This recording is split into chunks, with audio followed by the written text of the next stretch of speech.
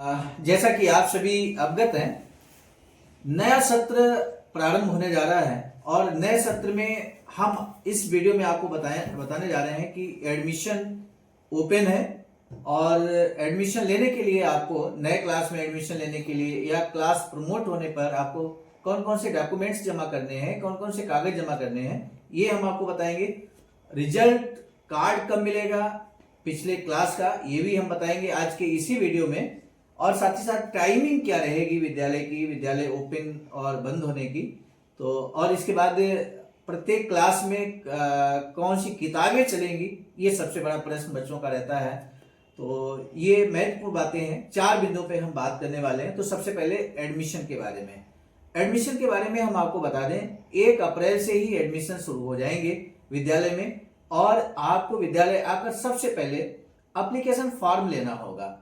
विद्यालय में application form मिलेगा, उसे आप भरेंगे और एप्लीकेशन फॉर्म जब आप लेंगे तभी आपको बता दिया जाएगा कि उसके साथ साथ आपको कौन कौन से प्रमाण पत्र लगाने हैं।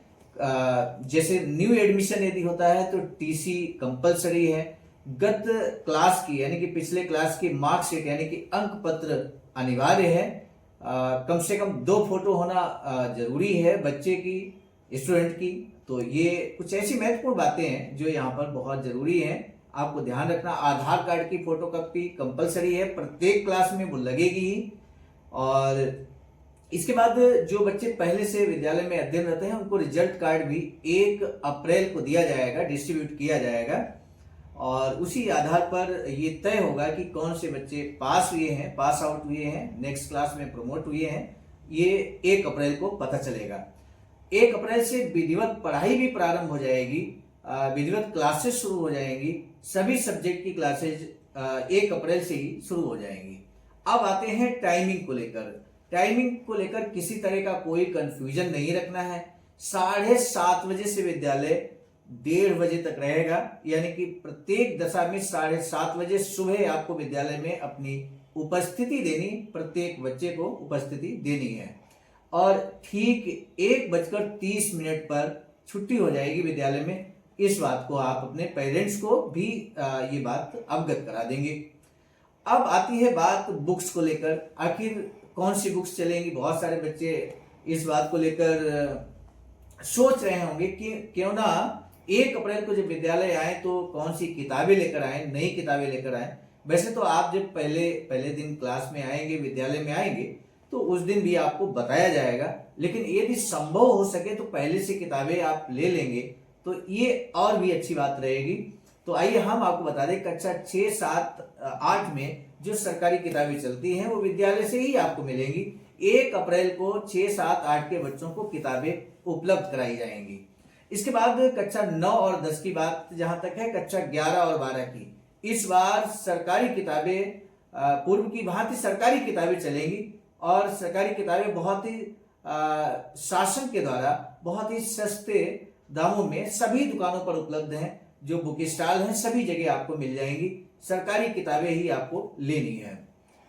यदि इसमें किसी तरह का कोई असमंजस है तो विद्यालय में जब आप 1 अप्रैल को आएंगे तो उस असमंजस को दूर कर दिया जाएगा, उस कंफ्यूजन को दूर कर दिया जाएगा। जहां तक पुरानी किताबों की बात है, तो पुरानी किताबें प्रैक्टिस के तौर पर आप चला सकते हैं। यदि आपको पुरानी किताबें मिल जा रही है तो वो भी काम करेंगी, उनसे भी आप पढ़ाई कर सकते हैं। अधिक जानकारी के लिए आपको 1 अप्रैल को विद्यालय आना होगा और 1 अप्रैल को इन सारे बिंदुओं पर विस्तार से हम बात करेंगे। आज की वीडियो में बस इतना ही। मुझे पूरी उम्मीद है कि आप बहुत ही उत्सुकतापूर्ण तरीके से विद्यालय खुलने का इंतजार कर रहे हैं और हमें भी आपका बेसब्री से इंतजार है कि सभी बच्चे शीघ्र ही विद्यालय आए और 1 अप्रैल से ही विधिवत हमारी पढ़ाई शुरू हो जाएगी। इसी के साथ अब हम इस वीडियो को यहाँ पे रोकते हैं और उन सभी छात्रों तक ये सूचना जरूर पहुंचा दीजिए कि विद्यालय 1 अप्रैल से खुल रहे हैं और पढ़ाई लिखाई भी शुरू हो रही है, विधिवत पढ़ाई शुरू होगी 1 अप्रैल से। ये वीडियो उन बच्चों तक भी आप शेयर कर दीजिए। यदि उनके पास मोबाइल नहीं है तो यदि आपके आस पड़ोस गांव में वो बच्चे रहते हैं तो उन्हें आप अवगत करा दीजिए। हालांकि सभी बच्चे इस बात से अवगत हैं कि नया सत्र 1 अप्रैल से शुरू होता है, तो 1 अप्रैल से विद्यालय खुल रहा है। अब आपका हमें बेसब्री से इंतजार है, आप जरूर विद्यालय आए। पहले दिन से ही अपनी उपस्थिति मेंटेन करें। उपस्थिति बहुत जरूरी है। ऑनलाइन उपस्थिति होती है, ये सभी बच्चे अवगत हैं।